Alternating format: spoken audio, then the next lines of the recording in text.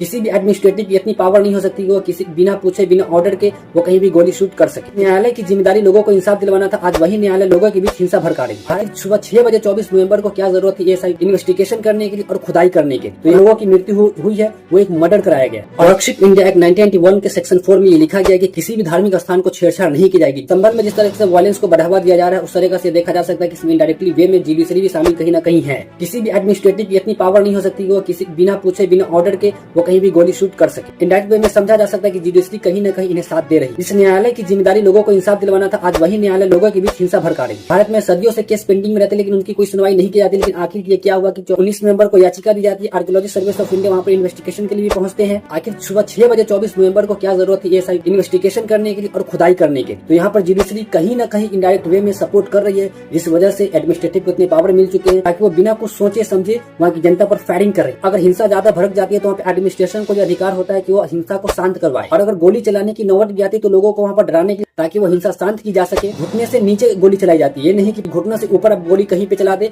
और इंसान की उससे मृत्यु हो जाए। तो इस समय ये देखा जा सकता है कि वहाँ पर लोगों की मृत्यु हुई है, वो एक मर्डर कराया गया। और ये समझ से बाहर हो रही है कि जब वर्कशिप इंडिया एक्ट 1991 इंडिया में पार्लियामेंट के द्वारा पारित हो गए हैं तो आखिर इन्हें पूरे संपूर्ण भारत में क्यों लागू नहीं की जा रही? वर्कशिप इंडिया एक्ट 1991 के सेक्शन 4 में ये लिखा गया कि किसी भी धार्मिक स्थान को छेड़छाड़ नहीं की जाएगी। जो धार्मिक स्थान 15 अगस्त 1947 से पहले जिस स्ट्रक्चर में है उसी स्ट्रक्चर में रहेगी। फिर भारत में डिवाइड एंड रूल का सिस्टम चलाया जा रहा है ताकि लोगों को धर्म के नाम पर बांट के उन पर राज किया जा सके। ये वर्कशिप इंडिया एक्ट 1991 जब पार्लियामेंट से पारित हो गई है, कोई भी बिल पार्लियामेंट से जब पारित हो जाती है तो वो एक एक्ट बन जाता है। इस एक्ट को पूरे संपूर्ण भारत में क्यों लागू नहीं की गई अभी तक? और ये एक्ट बनने के बाद ही पूरे संपूर्ण भारत में लागू क्यों नहीं है? ये वर्कशिप इंडिया एक्ट 1991 पार्लियामेंट से पारित होने के बावजूद भी, पूरे इंडिया में एस्टैब्लिशमेंट होने के बाद भी आखिर ये बीजेपी के नेता क्यों नहीं मान रहे इस चीज को कि किसी भी धार्मिक चीज से छेड़छाड़ न की जाए, वो जिस तरीका से पहले के स्ट्रक्चर में है उन्हें उसी स्ट्रक्चर में छोड़ दिया जाए, संभल के अहिंसा को खत्म किया जाए। आपकी क्या राय इन तमाम खबरों पर, इन एक्ट पर अपनी राय कमेंट बॉक्स में जरूर दें। मिलते हैं नेक्स्ट एपिसोड में इस कंटेंट के साथ, तब तक के लिए जय हिंद।